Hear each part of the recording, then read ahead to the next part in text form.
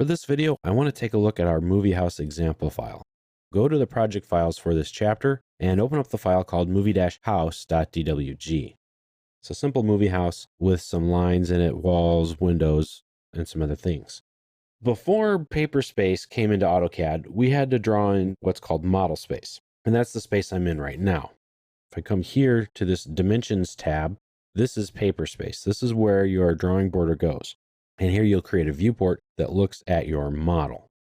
Now, if the scale of your drawing changed back in the day, then you had to change what's called the LT scale. That stands for line type scale. Now, by default, it comes set at 1. And that's the setting you really just need to leave it to all the time. This scaled your line types so that dashes and dots, things like that, would show up as dashed lines and dots accordingly. Otherwise, the dashes would be so small that they would look like solid lines, and that was a problem.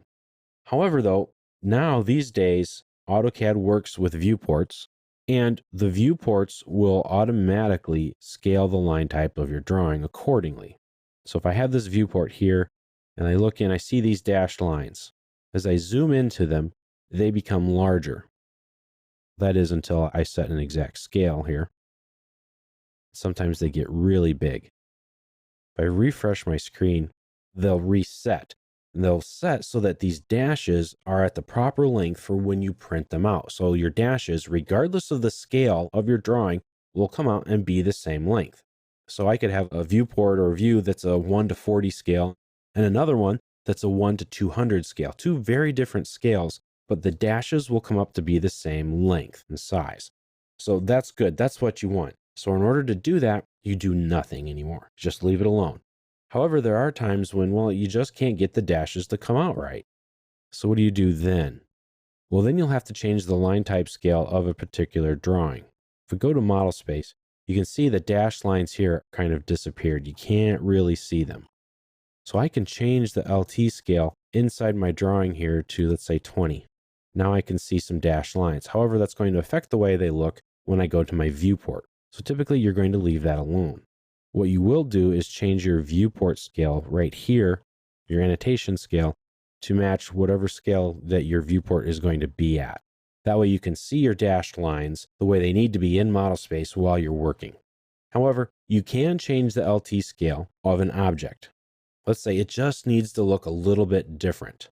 So when you select the object, you have the LT or the line type scale setting for that object in your properties palette. So here, I can change this to 2. And the larger the number, the larger the dashes are going to be. So if I offset this object to right there, and I set this LT scale back to 1 where it should be, you'll notice the difference. I didn't change these lines too much. They're on the same layer and they're representing the same sort of thing, but they look different. That's okay. You can change that to override that 1, but bear in mind, if you change your LT scale somewhat, it's going to affect everything.